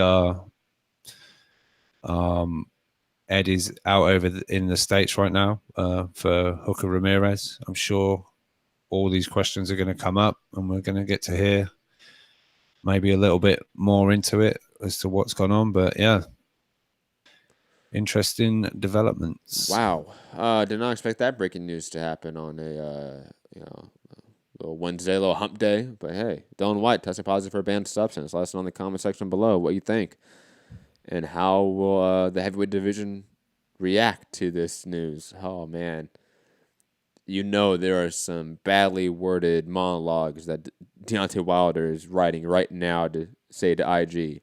It's going to be some really good stuff. Looking forward to that. Oh, my God. You know what else I'm looking forward to? Speaking of looking forward to something, the return of the great, the one and only, the legend himself, or the son of a legend, to probably be more honest. Julio Cesar Chavez Jr. Yes, Rob. Yes, put your pants back on. Yes. He's back. Wait. Put my pants back on. Yeah, this news was so hot, just pants blew off, Rob. I saw it. He's fighting Everett Bravo. And no discredit to Everett Bravo. I've just never heard his name. It's set for August 10th. Yeah. That's about it. Any other news? Oh, yeah, we do. Also, callers 323-870-4051. Press 1 to get in the queue. We have a lot of news today, Rob. You know, it's going to be a full show, jam-packed, tons of shit. Like you mentioned earlier, and you sort of spoiled for everyone, the great, the legend himself, speaking of legends, the guy that beat not only Rocky Marciano's record, but Floyd Mayweather's record. Yeah, I said it. Yeah, I said it. Smoke. Come in the chats, Mayweather fanboys. I want the smoke. Golden Boy signing Wenhang Menothin and Mahia Nister. That's the guy that beat AJ, right? Or is that yes, yes. Yeah, in the Amis. In the Amis. Good signing for Golden Boy. I mean, in terms of just talent. It may not be big names in terms of U.S., drawing power or ability or ceiling, but Menothin is a legend in the sport, and he needs to be seen by a U.S. audience, in my opinion, and he really hasn't been. So, hey, I'm down for Menothin in knockout CP Freshmart unification on DAZN by Golden Boy. Give me that, please. Golden Boy money. Maybe it only gets watched by 5 people, but hey, we will watch it with popcorn in hand. Last topic of the day, then we'll go to callers. Mike Coppinger out with also breaking news right before the show started. Sources tell The Athletic Dana White has hired the president of the UFC, not the owner, the president of the UFC. Just want to make that distinction. Dana White has hired a person to run his boxing division, unofficially referred to as Zuffa Boxing. As UFC president, he looks to enter the space. It's unknown who the hire is, but person will be tasked with helping Dana make boxing venture a major player. Rob, any thoughts on who that secret person is that he got? Is it a big name? You think it's like a Richard Schaefer? Anyone like that? It's Eddie. No, come on. No, I don't know. It'd be interesting. Is there anyone kind of within the MMA circles that could stand out as far, someone in the know, or do you think he obviously knows boxing people? He's in kind of Yeah. I mean, so I don't know whether it would definitely be someone we all hugely know as a boxing guy. I don't know, but I guess so. It makes sense. There's plenty of money that he could get their services, so yeah, it'd be interesting. But I have to predict that it's probably a straight up boxing person. Like it's somebody in our space. It's not an MMA person that just knows boxing. Otherwise, like, what's the fucking point? But hey, who knows who it is? It's probably not a big name, to be honest. It's probably a matchmaker. It's probably somebody that maybe me and Rob might know, but probably most of you don't know. Juan Hernandez with the funny mention, Don King. That's fucked up, guys. That's oh yes, please. That's messed up. Yeah. Let's go to callers. 323-870-4051. Press 1 to get in the queue. International callers calling on Skype, Mixed Combat Radio. Santiago, you got to press 1 to get in the queue. Going out to Gary in Dallas. Gary, what's up? What's going on, fellas? What's up, man? First, Rob, I didn't get your pick. Who are you taking, Hooker or Ramirez? Hooker. If he makes weight nicely and it's not, a struggle, I'm picking Hooker. Well, I saw Hooker yesterday. They had their open workout. The open workout media day. He says he's already on weight. So. Oh, good. That's no problem. Yeah. Brilliant. That was a real mess last time, right? It was a real mess last time, wasn't it? I'm not understanding what your question is. It's a real what? Him making weight last time was a real bad, real struggle. Yeah. It took him the full 2 hours. Like, he finally made it at 1 hour and 59 minutes. They were making him come back out. They're going to strip him, and he had just made it. Yeah, and he said he's got he's got to try and cut down on the candy. He's got a real thing for candy, right? Yeah. How did you know that? You told us that. Oh, I told you that. Okay, yeah. So. Apparently he's eating candy. The world-class athlete who eats. I'm guessing like Airheads. I mean, if you said candy, what do you like? Skittles and Airheads, right? It's just weird that a athlete, a world-class athlete, would eat that kind of stuff, but to each their own. Mm-hmm. He said that he has 2 more fights at this weight. This, and then he wants the winner of Prograis Taylor. That's it. And then he's going to 47. Okay. Now, who do you think he said he'd rather fight in Prograis or Taylor? Well, the winner, because there's all the bouts, I would say, but not knowing the winner. Who would he rather win? Yeah.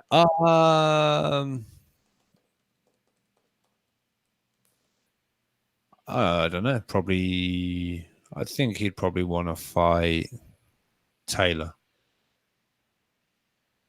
That's what. Yeah. No, he wants Prograis. He thinks Prograis stylistically short arm, southpaw, counter puncher, lines up perfect for his right hand. Is a better matchup. He thinks Taylor's a much smarter fighter, and he'd rather fight Prograis, which I thought was interesting because he's kind of regarded as. While you were at the media workouts, Gary, did you take a camera with you? I did, and I got to talk to Robert Garcia about Virgil Ortiz, who's done at 140, going to 147, so he can't make 140 anymore. Why did you ask him about a Texas fighter? Why didn't you ask him if Mikey wants the winner of Hooker Ramirez? I don't know, because I was more interested in Virgil Ortiz. Of course you were. Fair enough. But yeah, interesting. So he's moving up. Yeah. So makes sense. As far as Virgil, that kind of pushes his world title dreams out a little bit if he can't make 40 anymore, right? Yeah. Because all the guys at 47 are busy and those guys are really good. Yeah. Yeah, that does change. What are we I talking guess about? Maybe Matt would have some. What are we talking about? Virgil Ortiz moving to Virgil 147, and that puts back his kind of like title ambitions for quite some time. Why? Golden Boy fighter, wanting to win a 147-pound world title. Crawford. Go after Crawford. That's what he would have to do. Yeah, I'm the biggest Virgil Ortiz fan in the world. You think he's beat Crawford, Matt? Well, you're the biggest fan in the world, do you? You know, he ain't beating Crawford. Not Right. tomorrow, not next year, not 2 years from now, not never. Terrence Crawford? No, he's not beating Terrence Crawford. You don't believe in that power. That's your trouble. I think Terrence Crawford is just about a perfect fighter. I don't think anybody at 40 or 47 beats Terrence Crawford. The only one with a chance, I would say, is Spence. But I would still pick Crawford in that fight. Right. What did you think to the breaking news, Gary? What was that? What did you think of the breaking news? I really can't hear you. You sound like you're talking into a can. I said, what do you think of the breaking news, Gary? The breaking news. The Dillian. There's something wrong. Matt, does he sound okay to you? Yes. Do I sound okay to you? It sounds like he's talking. You sound fine. It sounds like Rob. Oh, it's because I'm not speaking. Hang on. Let me try again. What do you make of the breaking news, Gary? Yeah, add an American American accent. Yeah, that's better. It's much better. Yeah. Was that your American accent? Okay. I don't know what kind of part of America he was in. I was like maybe like the Looney Tunes part. I don't know. Sound like fucking Daffy Duck over there. Oh, Washington. Okay. DC, the capital. On to the break. Washington's a state, and it's also a city that's the capital. So I don't know which one you're referring to. Where the big house is? What color? The white one. Yes, which is so ironically named. Genius. Gary, back to you. All right. Yeah, Dillian White failing a PED test. I think he's gonna get 6 months, right? I mean, what's his name?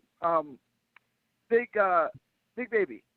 This was the second or third time Big Baby failed the test. He only got 6 months. So I don't think. Yeah, but the difference is, look, Gary. The difference is, Big Baby was not under jurisdiction of a regulatory body. The only jurisdiction he was under was the WBA. That's who gave him the 6-month suspension. He didn't have a boxing license at the time. So New York couldn't give him a suspension. They physically cannot. Okay. Like, legally, they can't. Dylan White is not under that, I don't know what's the best way to put it, fortunate circumstance that Big Baby was, that he is licensed by the BBC, and he has already received a 2-year suspension from them. So I don't think he's getting off by 6 months with the second pop. If this all turns out to go down the process that it does, and he gets a suspension, he's not getting 2 years. Look, I mean, or 6 months. Big Baby in the long run could end up with like a 3-year. Like, it's like maybe not a ban, but he might not get a license in New York, especially after. He will. I don't know, dude. I'm telling you, these commissions will give a license out. That's not the issue. Chael Sonnen and others in MMA and boxing that pop 4+ times, they get PDs. I mean, they get licenses. That's just how it is. They get PDs. They get both. They get both, honestly. We know. But they get licenses again, man. Like, Chael Sonnen's still fighting, like, for Bellator, or he just retired, like, this last year. Like, he's popped almost 6 times, had 4 different suspensions. Like, this happens. That's ridiculous. 6 times. That's absurd. Like, that's enough. And guess what, guys? For boxing snobs out there, like, oh no, that's MMA. It's the same fucking commissions, guys.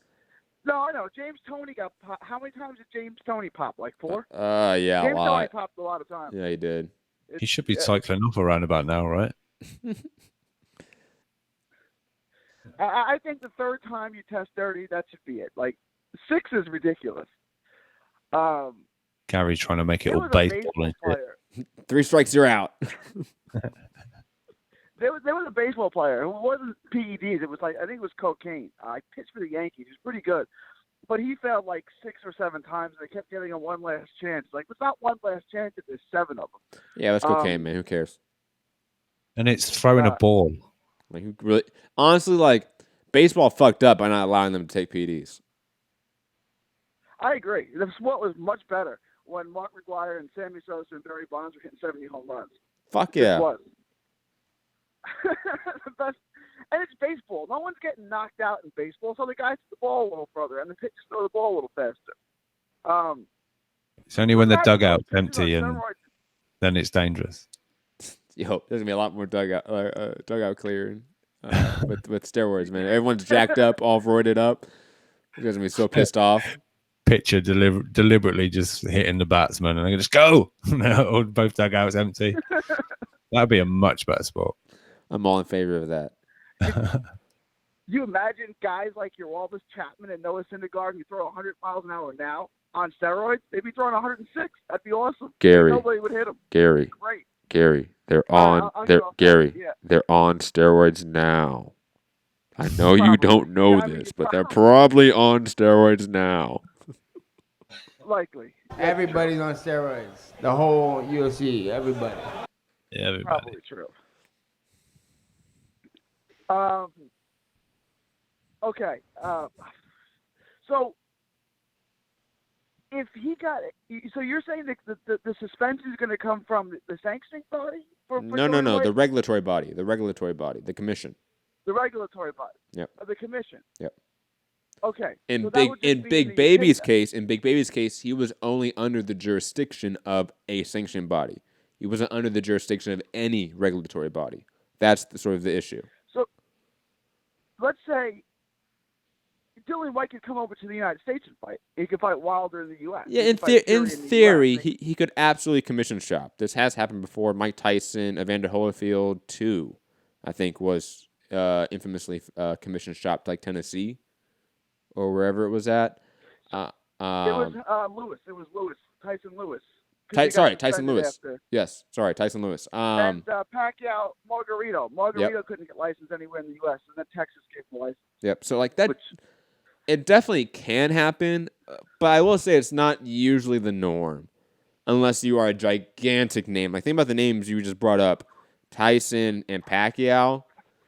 I don't think Dylan White's on that level quite yet, guys. Wow, you said he does numbers, Matt. Okay, Rob, our off-air conversation about Dylan White being a decent UK draw is not the same as... You brought US. Yes, I did. I did bring up US numbers, but that's not... Rob, stop. Trying to troll me. Gary, but to your point, I think it's a possibility, but it's a small possibility. I don't think it's probable. Let me ask you this. Let's say they do. Let's say they give him a license to fight in New York or Vegas or whatever. Mm-hmm. And Dillian White knocks out Deontay Wilder. Now, he's the heavyweight champ of the world. Would they revoke his suspension to let him fight Joshua or Fury back in the UK if he was the heavyweight champ? They would, right? Because that'd be way too much money. I mean, I don't know the BBC sort of rules and regulations well enough, to be honest, to accurately say if they are as able to get out of their rules as, let's say, sanctioning bodies are, right? I don't know them as well enough as, let's say, even like VADA and WADA regulations. Like, I don't. So I can't accurately say if they can or not, but it's a possibility. Yeah. Hey, in boxing, it's a possibility. Rob, what do you think? Let's say, hypothetically, Dillian White knocked out Deontay Wilder. I don't think that ever happens, but okay. He's out of the question? Dillian White can crack. No. I mean, like that fight's not happening, man. Like, come on. Oh. Do the WBC stand by this resolution if it's proved that he's failed a drug test? I know it's not part of... Wait. You mean WBC standing by their mandatory status if it's proven that Dylan White did pop dirty a second time? No, That's they what I'm wouldn't. No, they wouldn't. So this fantasy fight is pointless talking about, isn't it? Yeah, like it's done. Like Wilder White's done, and like it's dead in the water right now. Any fight with Dylan White's dead in the water right now. Yes. Oh, I had a hypothetical for you, Matt, right? Because Ugas just won the Eliminator for the WBC, which means will be the mandatory, which means absolutely nothing, which means he can wait for 2 years, 3 years. Yes. Now, if he got a chance to fight Keith Thurman, not for a belt, just Ugas versus Thurman, and let's say the money was right, do you think he should take a fight like that, or should he wait for the WBC to call his number? Wait, are you asking if Ugas, the B side? It's a hypothetical. Ugas. Again, Ugas be the B side. Keith Thurman. Look, Let's look. say. I'll tell you, Gary. Ugas would take any fight with the top 5, 6 guys. I don't think money is an issue. So you don't think he'll? Okay. So you don't think he'll wait to get his number called by the WBC? If a Thurman fight, hypothetically, or Garcia fight, Danny Garcia was offered to him, he'd jump at it. I'll put it this way, Gary. I think a Thurman fight has a 0% chance of getting offered to Adonis Ugas in the next 6 months. I think maybe a Danny Garcia fight, like you'd look at like a 15% chance, 20% chance that fight gets offered to Ugas. Ugas is probably better off trying to fight Lipinets and then fighting one of the top guys, to be honest. Like that's the best course of action for Ugas. Why would he fight? He could lose to Lipinets, and it's not even a big money fight. Why would he fight Lipinets? Because Ugas is like I'm saying, he could take a look, Gary, fight. I know like you have this love affair with Ugas, but like no offense to Ugas, but he is a unfortunate zero commodity in this division, even though he's a top talent, top 10 guy, but like he's not in the driver's seat here. Like he's the type of fighter like. He's waiting for the call to get fights. He's not calling Al Heyman saying, hey, I want X, Y, and Z. That's not happening. Okay, so you're saying if any of the top names came to him, then he would just jump at it, right? Yes. Like that, he's not going to sit there and wait for his number to get called by the WBC? Yep. Okay. Yep. Fine. That was my, okay. Let me just read this. Someone's, it must have been a little 9 minutes ago.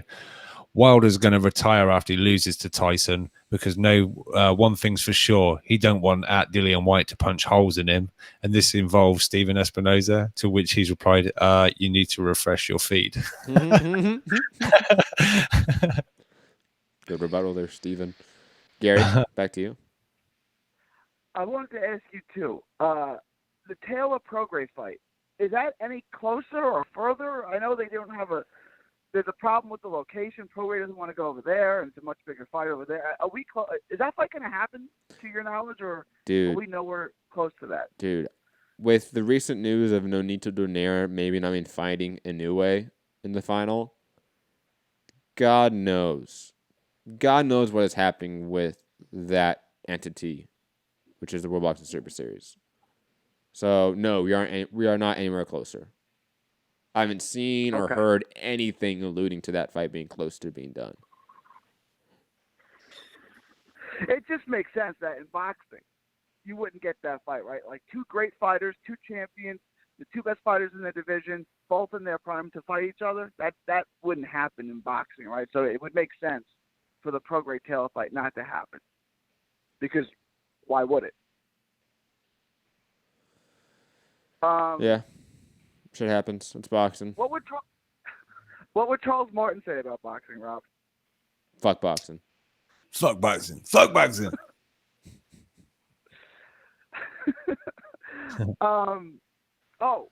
Tank Davis. What? I know this is his mandatory, but this is getting ridiculous. I don't even know who is this guy he's fighting. Like, Amanda Nunes. No, Ricardo Nunes. Amanda, I think Amanda Nunes would be what weight is Amanda Nunes? 135, 145. 35. She would be a better fight. I don't know anything about Ricardo Nunes. I hate this. Keep going, Gary. We're breaking him. So sad right now. This is getting ridiculous with Tank. And I'm not a Tank hater. Like, I was a Tank fan. I still kind of like him, but this is look at the names on his resume. Hugo Ruiz, this guy, this is ridiculous. A bunch of featherweights. Something's got to give here, right? I mean, he's wasted now like 2 years of his career at least fighting bums. Yeah, but he's still like, what, 24 years old? I know he's still only 24. Yeah, I get that. But how much longer are you going to fight guys at this level? This is ridiculous. You know he's fighting Gamboa next. You know that's coming, which is why they're putting him on the same card. Like, yeah. You know that's coming. Yeah. So now we're like, and he only fights like once a year or once every 9-10 months. So now we're years out for him to fight anybody good. And I get he's still young, but I mean, I'd say he's stuck in neutral, but he's going clearly in reverse. Look who he's fighting. And you know Gamboa is next. Any interest in that route for you, Gamboa versus Tank Davis? It's not awful. I don't think ITV pick it up either. So yeah, it's all right, but it's better than Ricardo Nunes. This guy's supposed to be the second coming, you know. He's supposed to be the goods. He's supposed to be the next pay-per-view star. He's meant to be this, that, and the other. But he gave Floyd a little bit of back chat, and oops. So you're with Matt. You think it's that Floyd is bitter and angry at him and doing it on purpose to him? Dude. You don't think that? Okay. Dude, I'm just like, I've been in the Mayweather gym enough to hear enough rumors from the gym itself, from within that gym. Yeah, that they got beef, and unfortunately, spill the tea. Gervonta was not in the position that Canelo Alvarez is in now, where Canelo can go to Oscar and Eric Gomez and say, "Open the fucking books," and have Oscar and Eric Gomez shook. Gervonta ain't there yet with Floyd Mayweather, and that's the unfortunate situation. No, like, as much as they want Gervonta to be the superstar draw, he's not. Like, he never does good numbers. I mean, he doesn't fight anybody good, but he doesn't do good numbers. His numbers on Showtime are awful. So, I mean, he's really in no position. He has to fight somebody good. Like, and he doesn't fight anybody good. So, I don't know. I think that they don't believe in him. Like, they think if they put him in with an elite level fighter, he'll lose. It's possible, but then, like, look what he did against Pedraza. Like, he looked great against Pedraza. And Pedraza's He did look great against Pedraza. And Pedraza's still, like, a perennial top 5-ish guy at a higher weight division now. So, yeah. I don't think that's really it. I mean, I just think that Mayweather, to be honest, is a shit promoter. He doesn't care about Mayweather promotions. He never has, never will. That's not a priority for him. Leonard Ellerbe does jack shit. And they have zero understanding on how to sort of form this guy. Or, for Mayweather's case, he doesn't care. He's off on vacation, on yachts, doing whatever he's doing, making millions, fighting Japanese kickboxers. He doesn't give a rat's ass about what Gervonta Davis is doing right now. And if he does care, he doesn't care in the good way. So, Tank is one of those guys where he just has to hope that he can get out of his contract ASAP and sort of be a free agent. Because I think if Gervonta Davis was like a Mikey Garcia, where he was a free agent, he was just advised by Al Heyman, but just a free agent, you would see him fight guys. I do believe that. Yeah. I really don't think Gervonta Davis is all about that talk and not about that action. I don't think that. I think he's 110% mismanaged and mispromoted. And look who his promoters and management company is. They aren't the greatest. And they definitely don't seem to like each other. No. The other thing is your guy, Shakur Stevenson, Valdez. So you think Valdez is not going to take this fight? Is your gut feeling? With Stevenson, no, he's not taking Stevenson's fight. God, no. Okay. His own manager came out and said, we don't want Stevenson. And then when Stevenson came after him on Twitter, they're like, Stevenson, you haven't done anything yet. His manager told Shakur Stevenson on Twitter, you haven't done anything yet. No, they're not fighting Shakur. They don't want any of that smoke. And because he would rather fight Frampton or Warrington. So you like that move by him, right? Because those are better fights. You like No. Yeah, I think you misunderstand maybe my points earlier. I'm okay with the Warrington fight, even though Warrington won a controversial decision in his last fight against Kid Galahad because of the year he had in 2018. Like that gives him carte blanche. And plus obviously the belt. Like if Josh Warrington and Oscar Valdez want unification, I am okay with that. Tabling that, Carl Frampton does not belong in the conversation with any of these guys right now. In terms of a merit-based system, in terms of what is fair. And I know we don't live in a fair world, and boxing definitely is not that. But Carl Frampton just lost a one-sided beatdown to Josh Warrington. And correct me if I'm wrong, Rob, has he fought since then? I think he's doing his podcast thing, which is great. Yeah, he's got a fight in Philadelphia coming up, right? Oh, that's right. He has a tune-up coming up in Philly. Manuel Dominguez in Philadelphia. So he has a tune-up coming in September or whatever. And 10th of August. 10th of August. And he's coming off this huge loss to Warrington. And Valdez wants to fight him over a unification fight or the undefeated Olympic medalist prospect that looks like he might be the best guy in the division. No. I know what that is. I know what that is. Best guy in the division. Okay, well, I want to. When you said there was no reason for Canelo to fight Jamal Charlo when Jamal Charlo was mandatory for 2 years, and you said you would have preferred a Triple G fight, right? Mm-hmm. Triple G is in the same position as Frampton. Who is Triple G beaten since he lost to Canelo? It's very different. You want to know why? It's not different. No. You want to know why? Why is it different? Okay, Frampton has had several losses in the past few years. On top of that, they've been dominant losses at times. Okay, case in point, the Josh Warrington fight. Triple G lost a controversial decision in a rematch to a draw with Canelo Alvarez, possibly the pound-for-pound best fighter on the planet, and then he went and iced some jobber. No, that is quite different than Carl Frampton getting dominated and beat up, getting dropped continually by a guy with 6 fucking knockouts out of 30 fights? No, it's different. It is. You cannot equate the two. I can see the similarities that you're trying to draw upon, can definitely see them, but they are different, and you know it, Gary. It's different, but and vastly different.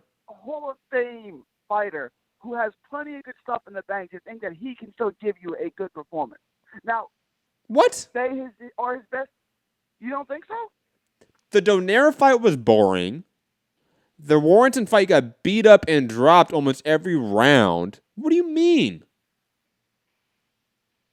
Warrington's that good though. Like Warrington beat you. The same Warrington. Hold on. The same Warrington that just won a controversial decision against Kid Galahad, which none of us, Gary, except for maybe Rob, thought anything of. You use these words, controversial. Who thinks Galahad won that fight? I did. Oh, did you? We did a live fight chat for it. Okay. It was a good fight. It was close. Rob, were you on that show? Yeah. Did you score it for Galahad or Warrington? I'm trying to remember. In a close fight, I thought Galahad won. Okay, there you go. Oh, all right. Well, I take back that comment. I thought Warrington won. Clearly, I thought it was a good fight. Go back and watch the fight. I thought Warrington clearly won. Okay. The argument is Galahad made him miss, but didn't make him pay. That's a lot of people's opinion on it. Still made him miss though. But Gary, again, Frampton is if you have to pick, Gary, Valdez versus Warrington, Stevenson, Frampton, which fight do you personally want to see?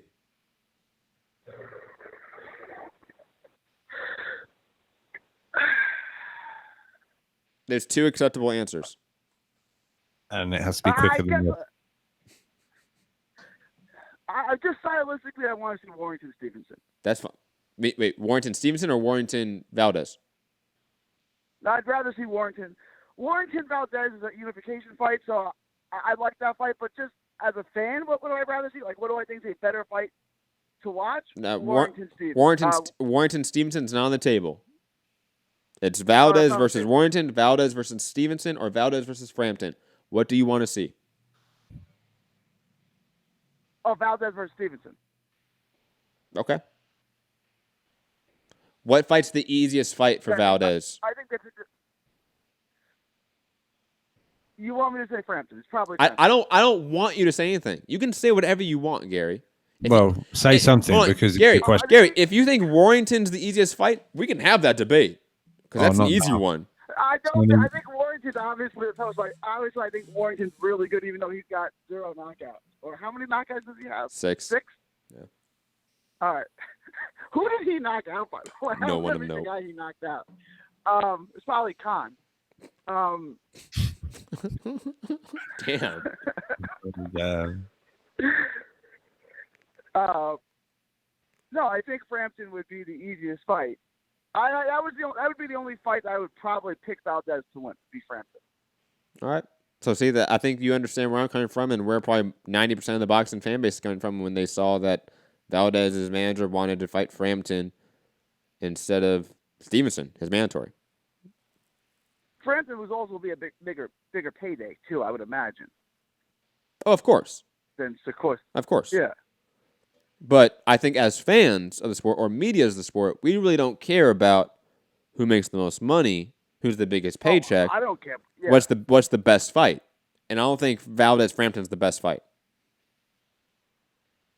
No, Valdez Frampton's not the best fight. No. Anything else, Gary? Valdez Frampton. No. Oh yeah, and just last thing, real quick. You using this one-sided domination thing? Look, Jacobs beat Derevyanchenko. It was not a domination. It was a good fight. It was pretty dominant. It was competitive, and Jacobs clearly won. It's the same thing. Canelo didn't dominate Jacobs. It was a good fight, competitive fight that Canelo clearly won. It wasn't a domination. Like, you throw that word around. Then define domination. Define domination for me, Gary. Where one guy beats up the other guy and wins almost every round. What is almost every round? Give me a number. At least 9 or 10. At least 9, like 10. You thought if you beat someone 10-2, 9-3, that's a domination. Maybe I have to go back and look at my scorecard for like Jacobs, Canelo, but like I don't remember Jacobs winning 4 rounds. I think he won at least 4 rounds. I'll go. I haven't watched it since I originally watched it, but that'll be today's homework. I'll go back and watch that fight again. I'll tell you how I scored it. Yep, and also go back and watch Warrington Galahad because you think Warrington won decisively, which is just insane. Yeah. Thank you for the call, Gary. Always appreciate it. Fun times. All right. 316. God, I know who this is, but I don't. 316. Who is this really calling from? Hello? Yes. Who is this? What up, man? Hey, it's Ivan from Wichita. Ivan, what up, man? Not a whole lot, man. I kind of just wanted to touch on the Mayweather-Pacquiao situation. I know.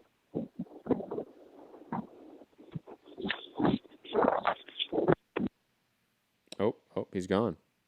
He's gone. Damn. Damn, Ivan. Going out to Santiago in LA. Back up, Rob. What up, Santi? Hey, guys. What's up? But not much, man. Just here listening to the show. Excited for Saturday. Obviously, for me, this Saturday is probably one of the few instances where, yes, there's 2 cards that I probably would watch, but the one that's going to have my immediate attention, the one that I'm going to actually take the time to do fight updates for on the Facebook page, is going to be the DAZN card because, honestly, I'm probably with like a certain contingent of the fan base. They didn't think we'd get this fight right away. Like, honestly, especially with a guy like Hooker, who like I've seen fight in person too. He's got 3 draws and like he's worked really hard not to get a loss. You know, I still remember his fight with Darley Perez and everything, and it's kind of like it's interesting. Guy is about average, 5'11", 5'10", but God, does he have an insane reach at 80 inches, man. We saw that thing on display against Alex Salcedo, and against a guy like Ramirez, who's basically evens out with his reach at 72.5 at 5'10". I got to wonder what he's going to be able to do to get past that 8-inch reach advantage, because, Christ, I can't think of a guy who's got longer arms than legs. I agree, man. Hooker's a fucking beast in terms of like proportions. He definitely has the frame for welterweight, but I don't know if he has the mass for like the muscle mass. But 140, he might be one of those dark horses that just clears it up, and we didn't realize it, and that'd be hilarious. 90 seconds. I think so too, and I think the thing with Hooker too is that we've actually been able to see some of the improvements, you know, because to be honest, when the Alex Salcedo fight was announced, I was siding with Salcedo. I thought that he had what it took to give Hooker problems and get the win, but Hooker proved me otherwise, and I think this is going to be that fight that puts him up there as one of the best at 140 right now. And that itself is not a no joke weight class right now with 60 seconds on Taylor Prograis. So early prediction right now would be Hooker. I just think that reach, if he's been refining his ability to use them more effectively, it's going to cause problems for a guy like Ramirez, because Ramirez is going to need to get in close just to try and like do his work, because he's a good boxer puncher, but 8 inches is no joke either. Like I'm having a hard time trying to find ways of Ramirez trying to get through. Like he'd really have to be working on his ducking and weaving, his ability to parry the punch, just come in, dart in, work that body, and really start slowing it down. I think that if Ramirez manages to get through, he could not coast, but he could easily work his way to a decision. 10 but seconds. I think that chances are Hooker knocks him out probably within the 8th and 11th round. Knockout, wow. Impressed. Yogi, if you want to call in, you can always call in. Blog Talk 323, well, not anymore, but 323, usually 323-870-4051. There's a 2-hour window in which you can call in on Blog Talk and just be in the queue. Skype is open indefinitely, so you can always call in on Skype, Mixed Combat Radio. So if you want to jump in, Yogi, you can definitely call in on Skype, Mixed Combat Radio. Santiago, sorry to cut you off. No worries, dude. But yeah, you know, obviously I'm excited. I'm looking forward to it. It's gonna be it's a great main event. I'm glad that Hooker's taking on these kind of fights. I hope that if he does win, this continues to show improvement on him as a fighter, because like I said, with him having had as many drops as he's had on the way to becoming world champion, I was pretty skeptical of him, and right now he's changing my opinion of him. This is the fight for me where I look at him and I'm all like, I see him competing with guys like Taylor and Prograis, and you know how high I am on Prograis right now. So if Prograis were to beat Taylor and these two get matched up, I'd still have the same concern with that reach and everything. But I would think that the head movement of Prograis would be one of the deciding factors than him probably getting the win. So I'm looking forward to it. I honestly could care less about the Showtime card on Saturday. It's a stay busy fight. It's him doing whatever at this point. There's nothing to be gained or lost at this point. Gary pretty much said everything that needed to be said in his last call about this card. So unless you guys have any other questions regarding any of the other topics, feel free to shoot. Otherwise, that's my call. And on one final note, though, I wouldn't be surprised if we get some relatively impressive numbers for Pacquiao Thurman, because I had a friend that wanted to go with me to the theater in Burbank. And when we got there to the box office, they told us they sold out 2 hours before the fight was supposed to start. On curiosity, I decided to call the nearest theater there, which was in Universal City, and asked them if they had any tickets available. They were also sold out. So I'm curious to see what the numbers are going to be when it's all said and done.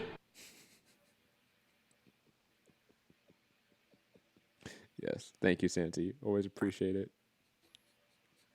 Santi hates me. I love you, Santi. I love you. Hold on. I'm Phil. I'm very Phil. That's Santi right now whenever I fuck with him. Santi, I know you're still listening. Text me later today or just anytime when you and Fern are sparring, man. Like, I feel like I'm not getting an invite anymore. I'm hurt. Hurt deep down. I miss getting those invites. Digressing from that point, though. That's going to be it for the show, guys. We're going to wrap it up. It's late. It's midnight over there in the UK. Rob's tired, probably. Right, Rob? I can hear the fan now. Oh, you can? Sorry. Just a little bit. It's okay. Anyways, final thoughts. Mayweather Pacquiao 2, definitely happening. Sorry, deal with it. Canelo Derevyanchenko is happening, and whatever. It's cool. It's mandatory. I'll take it. And Derevyanchenko, it's not like he's a bad opponent. He's still a top 10 middleweight. I'm okay with this fight. There are worse out there, for sure. What else do we have? Obviously, fights this weekend. Gervonta Davis fighting is mandatory, which isn't that great of a mandatory, to be honest. Undercards all right. A lot of decent PBC names. DAZN has a fantastic main event in Jose Ramirez versus Maurice Hooker. Cannot wait for that fight, honestly. What else did we have? Chavez Jr. coming back. Air horns for Chavez Jr. Get hyped. Oscar Valdez ducking Shakur Stevenson to fight some UK guy who no one wants to see fight anymore. I'm kidding, Carl Frampton. We love you. Just do your podcast more. I like that more now. Rob, that's it for me. Find me at Matt Hunter MCR, all platforms. Rob? UK Rob MCR, Instagram and Twitter. Obviously, Matt just totally forgot the breaking news that we had during the show. Dillian White. Yeah, Dillian White popping for banned substances. And also, the cover-up by UCAD and BBC, or BBBC. I personally think there's maybe a little bit more to this, because this just seems very strange. The fact that they knew, Matchroom knew, Dillian White knew. It's happened before. I'm sure it has, but it just seems to me, been looking at Twitter during this, and people say, the way Eddie went off on Miller, saying, no one should work with him again, and blah, blah, blah, blah, blah. And so I don't know. I feel there's maybe more to this that will obviously come out, but it's not looking good right now. But people, leave your comments in the chat, obviously, in the comment section. Hit that thumbs up, share the show, all the good stuff. Thanks everybody in the chat, and we'll catch you on the next one. Peace.